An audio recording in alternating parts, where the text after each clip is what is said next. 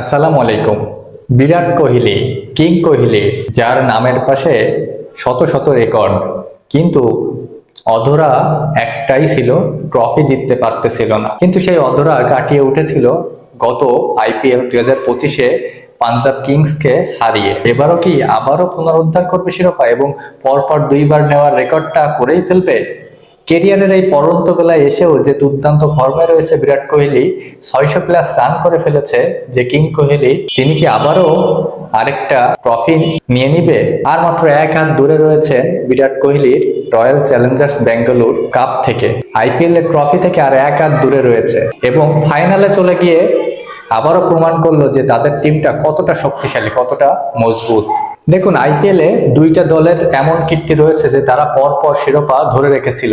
এক number Chennai super kings, আর এক number Mumbai Indians. Chennai super kings 2010-11-তে তারা পরপর দুইবার শিরোপা জিতে নেয়, আর মুম্বাই ইন্ডিয়ান্স 2019-20 আসরে তারাও পরপর দুইবার শিরোপা জিতে ট্রফি নিজেদের করে নেয়।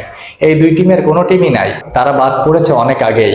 এবং গতবারের যে পাঞ্জাব কিংস ফাইনাল খেলেছিল, সেই পাঞ্জাব কিংসও এলিমিনেট হয়ে গিয়েছে সুপার 4-এ ওঠার আগেই।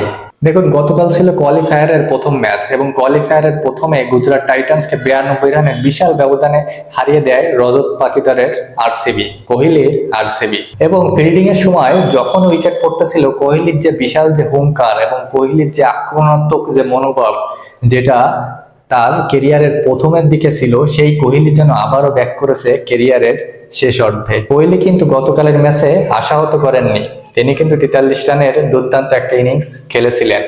এবং ওপেনিং এ যে ঝোড়ো শুরু, প্রথমে ব্যাট করতে নেমে আরসিবি 254 রানের হিউজ টোটাল তৈরি করে। সেই হিউজ টোটালে সব থেকে বড় ভূমিকা রাখে তাদের ক্যাপ্টেন রজত পাতিদার। এবং বিরাট কোহলি, কুনাল পান্ডিয়া, দেবদূত পাদিক্কাল সবাই দুর্দান্ত ইনিংস খেলে, কিন্তু কিং কোহলির যে এখনো যে উত্তেজনা, উন্মাদনা, সেটা বিন্দু মাত্র কমেনি। এবং আরেক বুড়ো হালের বেলকি দেখাচ্ছে ভুবনেশ্বর কুমার। নতুন করে আবারও নির্বাচকদের দ্বারে কড়া নাড়ছে যে তাকে আবারও ইন্ডিয়া টিমে ঢোকানো অবশ্যই দরকার। সর্বোচ্চ উইকেট শিকারে ভুবনেশ্বর কুমার, তিনি যেন দেখাচ্ছে যে প্রবীণতম ক্রিকেটার বলে কিছু নাই, ক্রিকেটের ফর্মটাই আসল। তিনি যে কতটা গুরুত্বপূর্ণ আরসিবির জন্য, সেটা আবারও প্রমাণ করলেন গতকাল। এবং কিং কোহলির এই উত্তেজনা, উন্মাদনা বলে দেয় যে ট্রফির জন্য তিনি কতটা উন্মাদ, কতটা পাগল, আবারও পরপর শিরোপা জেতার জন্য আরসিবি কতটা উন্মাদ। তাই এইভাবে যদি এই ফর্মটা ফাইনাল পর্যন্ত ধরে রাখতে পারে, তাহলে আবারও সেই অধরা ট্রফি ধরা দেবে পুনরায় আবারও নেক্সট বার।